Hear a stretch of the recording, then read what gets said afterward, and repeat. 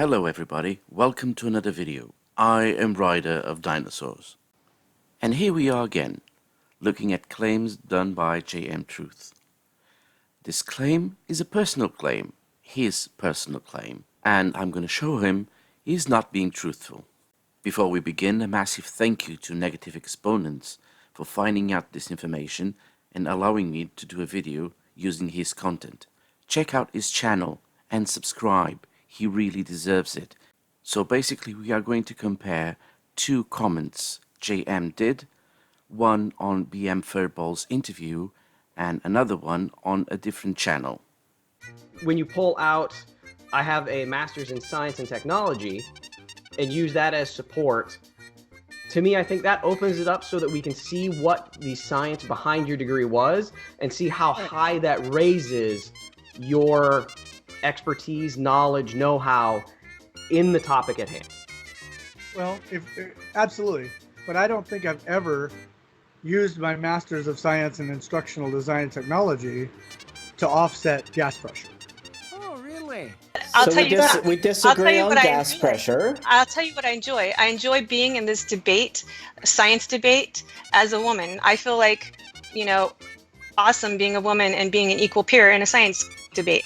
Except we're not equal peers. Thank you. But we are. No, we're not. Wait, so you're like a glober saying a flat earther. Science degree. You don't. We're not equal peers. Before I say anything else, let's go back and just re-watch what JM said about his master's degree. But I don't think I've ever used my Master's of Science in Instructional Design and Technology to offset gas pressure. Well, think again! Wait, so you're like a glober saying a flat earther. Science degree. You don't. We're not equal peers. Now, he might say that he was not using his master's degree to offset the gas pressure. But the subject in discussion was gas pressure. And when she said she enjoyed being a peer discussing science, she meant about gas pressure. That's when he said they were not peers because he has a master's degree. So he was using his master's degree to offset gas pressure. Now I know what you all are thinking right now.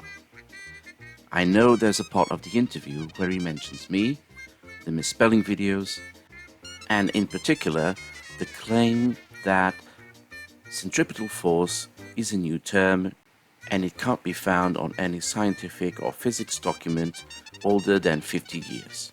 I will give him some time to address this because he said he'd look into my video and research that and he'd make out a video in response to that. And for me to be completely honest, I'll just play the clip where he mentions that so we have word for word what he said. Yeah, the item at issue here though is that your statement was very blatant. There was no reference to this more than 20 years ago. And just to be 100% honest, let me show you again what JM Truth said at the time. Centripetal force is a new, within the last 15, 20 years, word it's being used. Okay, it was never, ever, ever an issue 50 years ago. You will not find it in any reference book, in any physics book 50 years ago, ever. And then he went and found several references. So I would invite you, I'll send you the link. I would invite you to look at it, and if I'm wrong, I would say if you're wrong, address it and admit you were wrong. Don't be too... I made a correction video when Jaron called me out on my math. And I was wrong. I admitted it. I was wrong. It didn't make him look any better, but I corrected my math. Right. No, and when I'm wrong, I have no problem calling myself out and saying I'm wrong. So this was the extent of the video I was going to make and upload yesterday. But because of scheduling problems, I did not upload the video. Then I watched the debate of Fight the Flat Earth against JM Truth. And I saw him reference this exact issue. Now, there's something a little off on what he said. Can you spot it? I made the statement, and I'll say it right here real quick, that centripetal force was not a thing. Laughing with Dinosaurs did a wonderful little video about it. Centripetal force is a thing. We have this issue between the two about what a force is. Our survey said... No, GM, that is not our dispute. That's not what we are arguing about. This is the claim I'm disputing with you. Centripetal force is a new, within the last 15, 20 years, word it's being used. Okay, it was never, ever, ever an issue 50 years ago. You will not find it in any reference book, in any physics book 50 years ago, ever. So as you can see, we're not disputing what a force is. We're disputing the existence of documents older than 50 years with the term centripetal force on them. I thought my video on it was really clear about it. Now that I've given you a reminder of what you said, I'm going to give you a reminder of what I found. The link to my full video will be in the description.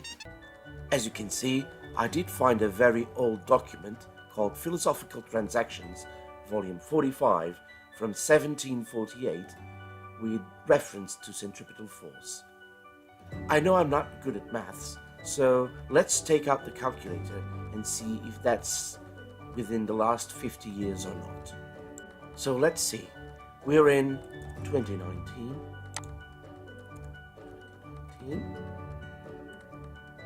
1748. That's 271 years ago.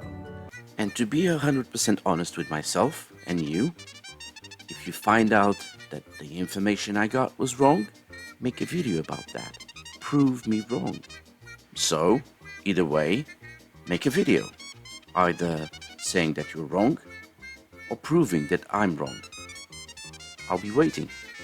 As always, I'd like to thank my Patreons. They are fantastic people for helping me out and supporting me doing these videos. Also, all the people who have bought my t-shirt and sent me their pictures, thank you very much. I've been promised 4 more pictures, so I'll be waiting, people. Who's going to be next? If you liked this video, don't forget to like, subscribe, hit that bell button, and follow me on Twitter.